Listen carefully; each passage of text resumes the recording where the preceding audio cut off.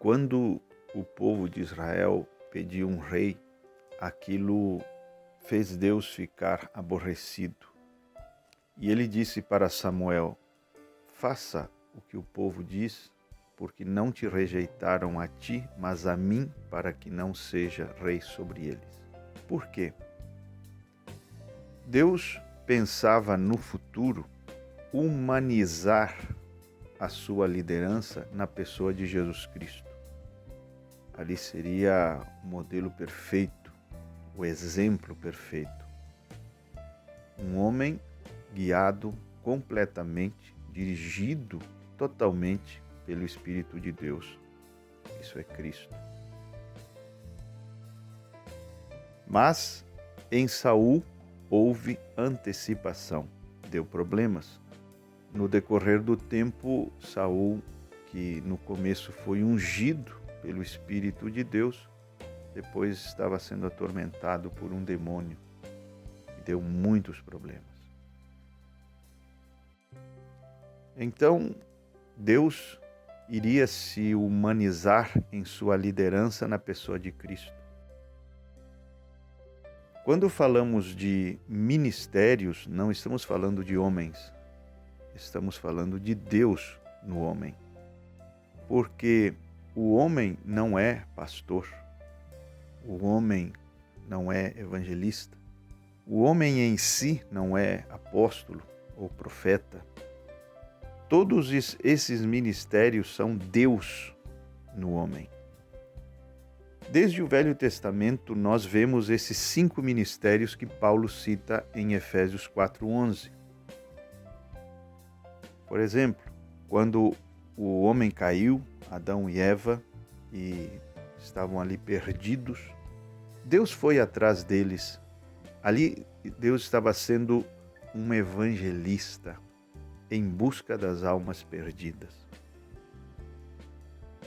Quando ele se manifestou a Abraão como Melquisedeque, um sacerdote, ali era a figura de um pastor, um sacerdote, ministrando a ceia para um gentio e recebendo seus dízimos.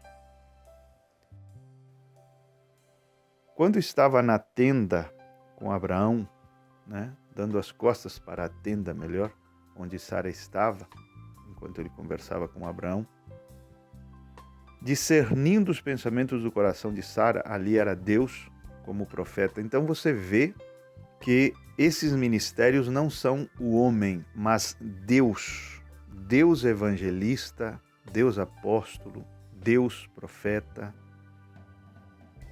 E embora esses ministérios se manifestem através da carne, existem homens com esse ministério pastoral, ministério de evangelista, etc.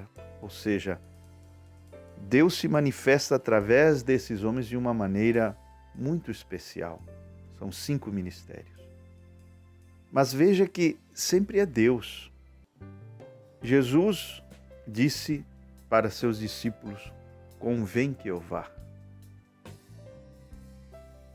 Veja, quando as pessoas estão muito dependentes de um homem e esse homem é tirado, sua presença física é tirada pela morte, isso traz muita tristeza para a igreja. Às vezes as pessoas ficam totalmente desorientadas, porque, como eu disse, elas não têm vida com Deus, elas têm uma vida totalmente pendurada naquele homem de Deus, com aquele dom.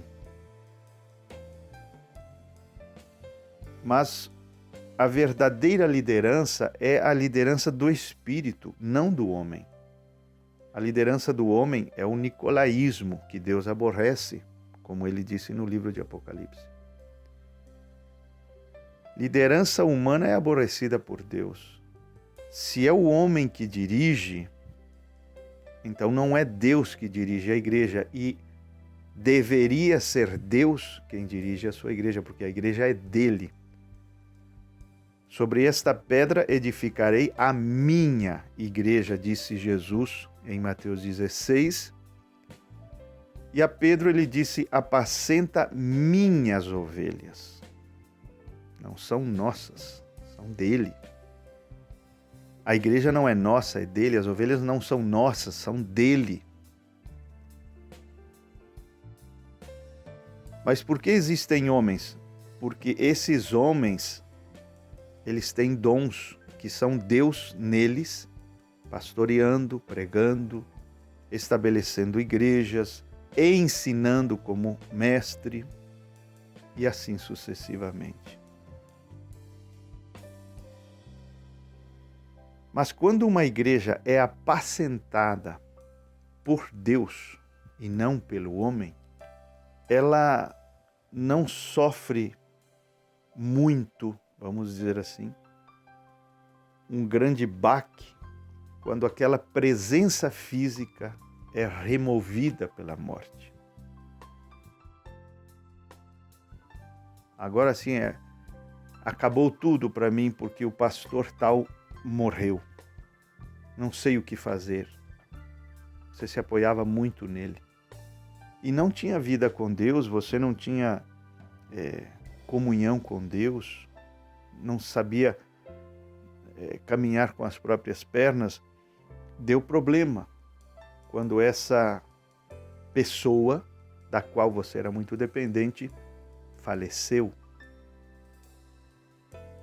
Esse é um grande problema, mas veja como Jesus falou da remoção da sua liderança física. Veja como Deus falou da remoção da sua liderança física. Ele diz: convém que eu vá. É conveniente para vocês. Por quê? Porque se eu não for, o Consolador não virá.